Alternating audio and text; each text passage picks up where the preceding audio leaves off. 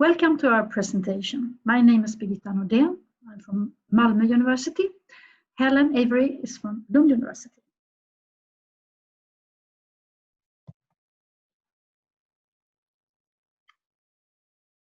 So, in our presentation, we will be making the argument that a collaborative paradigm is necessary to actually achieve sustainability transitions. And when we discuss higher education and sustainability transitions, we often talk about how can higher education institutions enable sustainability transitions in society at large. And when we talk about sustainability in higher education institutions, we talk about sustainability as an add-on, including a bit more sustainability in whatever we happen to be doing. Now, the problem is that the majority of our activities are actually geared towards an unsustainable paradigm and are supporting it. So higher education institutions are actually part of the problem. We are continuing to drive and support and maintain business as usual.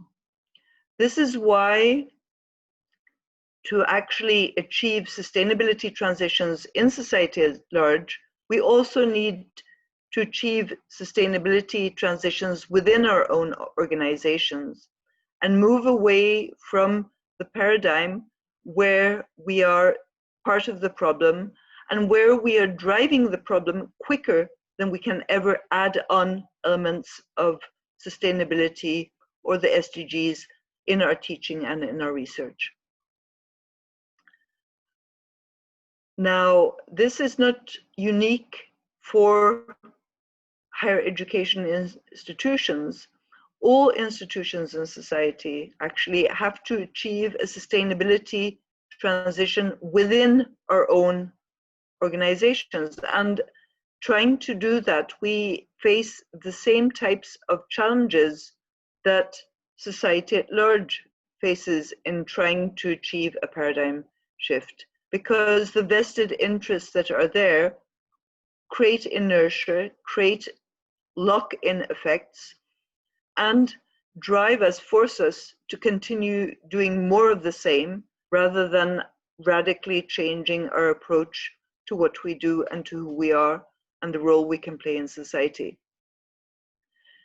Universities operate under a competitive paradigm, and that means that any single university will find it extremely difficult to make such a radical change, because that university will be at a disadvantage compared to others according to a lot of criteria that are used to evaluate how outstanding or how excellent we are.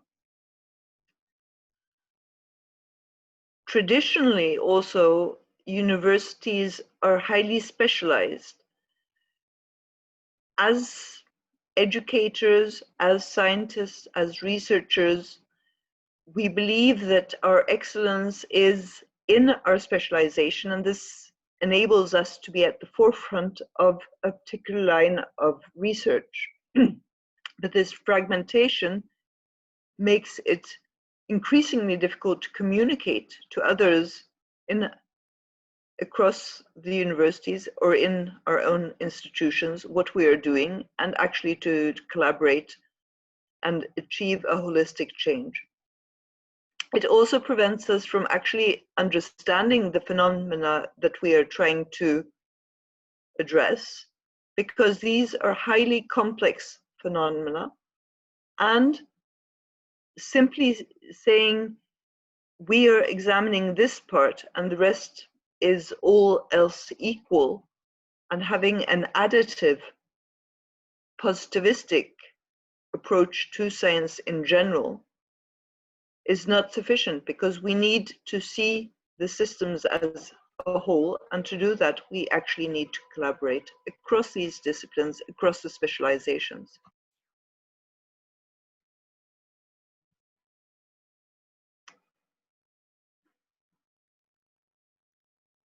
Since Rio, we have seen that very little has changed. Some decades ago, we were full of great expectations. We were determined to work against poverty, against injustice, against environmental degradation, for a better future for all. But we have seen economic growth over the past decades has not addressed inequity. And the gaps between the global north and the global south are huge. And these gaps are there, and the disparities at all levels. A very small number of actors are setting agendas. They control the technologies, they control the military apparatus, they control the economies. Climate change is disproportionately affecting the poorest, and this will be increasingly the case. The disparities are creating war, forced migration, and this will also be increasingly the case unless we change direction radically and collectively. The only way we can get out of this vicious cycle is really by concerted international action and through a paradigm shift. And if we cannot do that immediately in society at large, at least within our own institutions, we do have the possibility to communicate, to agree, and actually to collectively change the situation that is driving us to do more of the same rather than to work for a better future.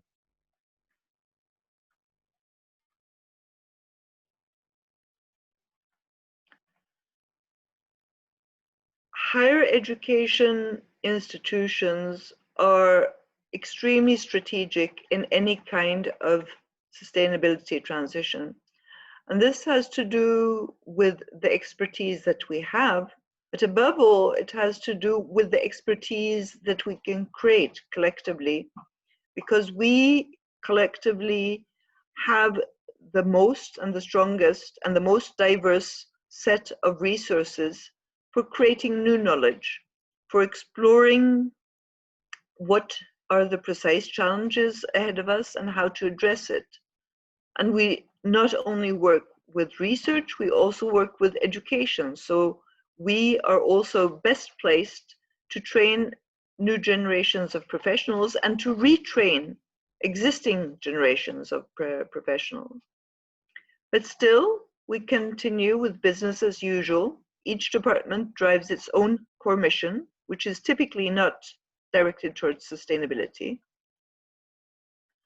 Specializations drive technologies which are best funded and which consolidate the vested interests, which increase the lock-in, which accelerate business as usual, and which accelerate the disasters that our planet is facing.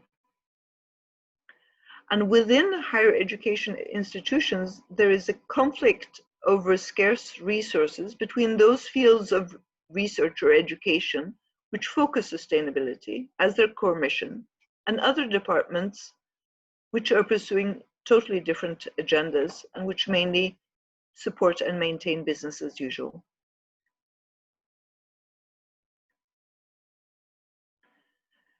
In the literature on sustainability transitions, both in society and in education, we hear again and again that there is a need for collaboration, that we need to have conversations between multiple stakeholders, to have a variety of perspectives, to get better and more solid conclusions, to be more innovative and creative. But at the same time, we are working under very real structural drivers in our daily life that actually reduce the possibilities for such collaboration. First and foremost, there is the competition for funding.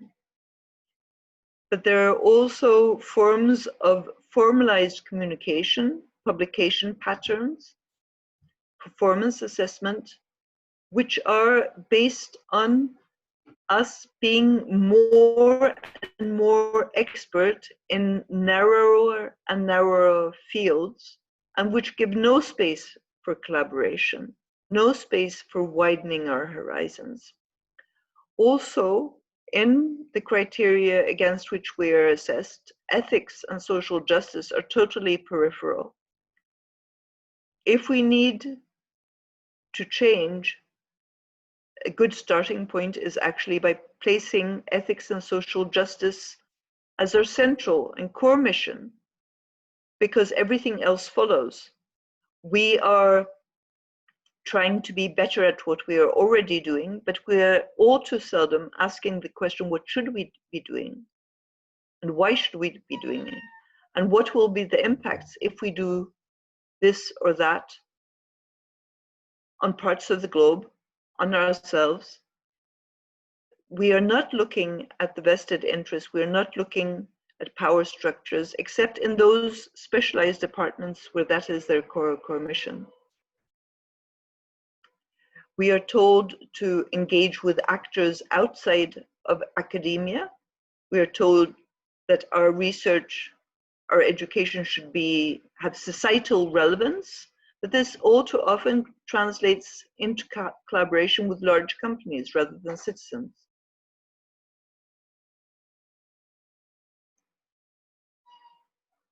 So what can we do? We need to coordinate among academic actors horizontally and diagonally, so across levels, but also horizontally at every level. We need to change political agendas, funding priorities, and the mechanisms and the criteria against which we are evaluated, because unless we change them, we will be driven against our will to carry on as we are today. But the only way we can change those political agendas, the funding priorities, the criteria against which we are evaluated, is by doing so collaboratively and lobbying collaboratively to do so.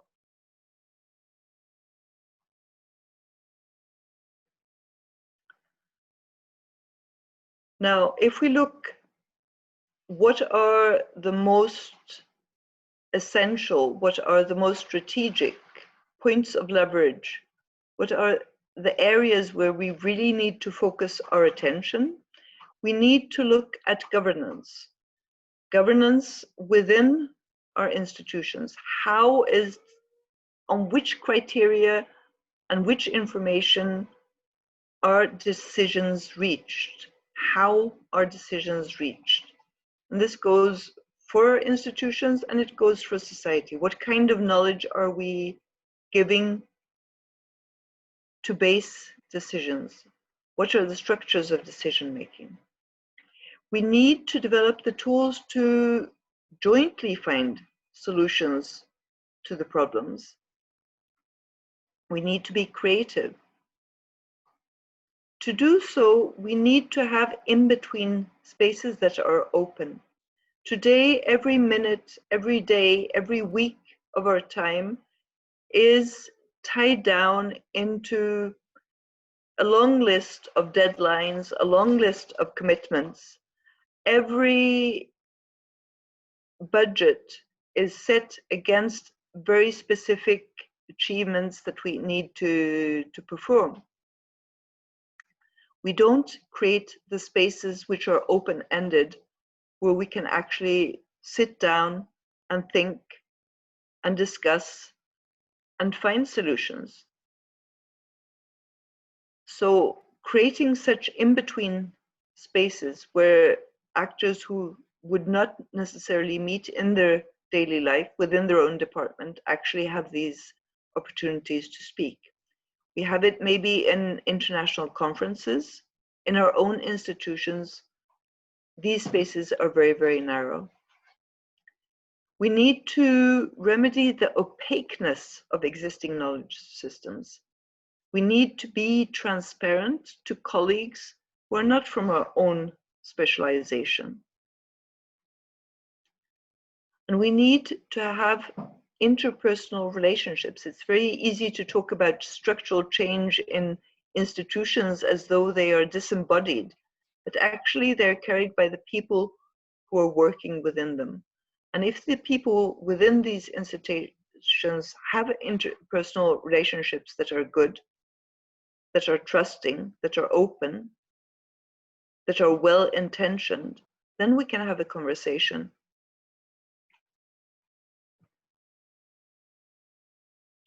So we need to prioritize transdisciplinarity, and this takes time, it takes effort. It's not easy. It's very easy to talk about. It's very difficult to actually work for it. We need to have pluralism, because without the pluralism, we will not have the multiple perspectives that are necessary to face the uncertainties of the future. We need to have the capacity to reconfigure our organization, and to do that, we need to be setting agendas. And to be able to set agendas, we need to create spaces where we can actually work on setting agendas. Above all, we need this culture of trust and integrity. We need to become learning organizations. And as long as we are in competition and distrustful of our colleagues, we will never learn. We become dysfunctional.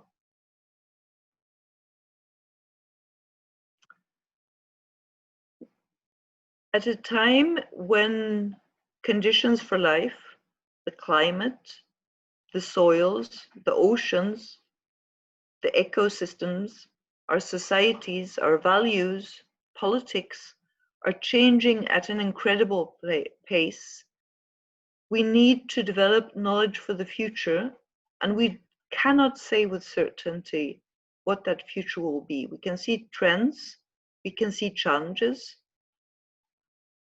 but we cannot know for sure any of the details, which challenge will materialize in which place at which moment. And so we need to be prepared for the uncertainties and for the rapid changes that are happening. And to do that, we need to have a variety. We need to have not a plan B, not a plan C, but thousands of plans that are all functional. And to do so, we need to work on them in advance. So we need to see the broad picture, the broad lines, but also the off chance, the uncertainties, the improbable futures that we hope will not come, but which may. We need to have functional solutions, which means we need to try them out. And we cannot experiment with the planet as a whole, so we need to have spaces where we can experiment at a small scale, where we can try different solutions, different possibilities that can work for different contexts, and depending on what the future actually looks like at any given point in time. But that also means that the vast majority of our activity will not result in something which can actually be used now, or which may not ever be usable or called for. So rather than being effective at producing something that we are certain will be used, we have to be effective at producing all the backup solutions that we hope never will be used. So to summarize, the blueprint builds on enabling action, trust and hope, coordinating, mobilizing resources. It builds on our resilience, builds on solidarity, integrity, because we are totally reliant on the public understanding that we are actually serving a purpose for the public. And to do so, we need to have new ethical codes of conduct. And this is all the more urgent since technology is creating challenges for which we have no traditional answers. We need to be able to be firm and clear when decisions are inadequate and dangerous and are placing the planet at peril. We need to work in a focused manner on creating greater resilience and solidarity in society at large, because regardless of what the future will be, there will be strains, there will be stress, and resilience will be called for. We need to be agile, we need to be creative, and we need to work on regenerative economics. For so long, we have been working on economics which have been ruining the planet. Now is the time for economies which create conditions for better futures. Repair and heal the planet.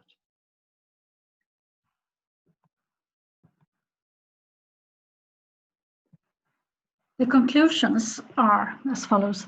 An overarching paradigm of collaboration rather than competition is needed to sufficient work for the commons and the public good. And regardless of which strategies and pathways are chosen in higher education institutions, planetary boundaries must be respected. The material ecological limits for sustainable modes of production and consumption are non-negotiable. Rather than applying a fragmented sustainability goals within rigid silo structures, action for sustainability needs to be coordinated among academic actors horizontally and diagonally.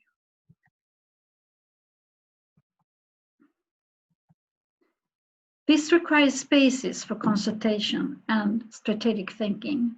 Academics and research environments that are already committed to sustainability and global justice are an invaluable resource and can no longer be marginalized in agenda setting. Insights achieved in strong sustainability research environments need to direct efforts and structures. Networks and research that already enable consultation and collaboration must be given priority. Here are references for this presentation if you're interested. Thanks for listening. Please always feel welcome to contact us.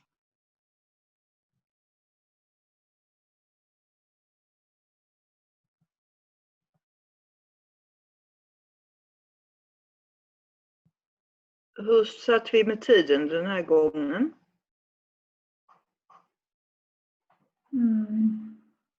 Vänta lite. Inte här.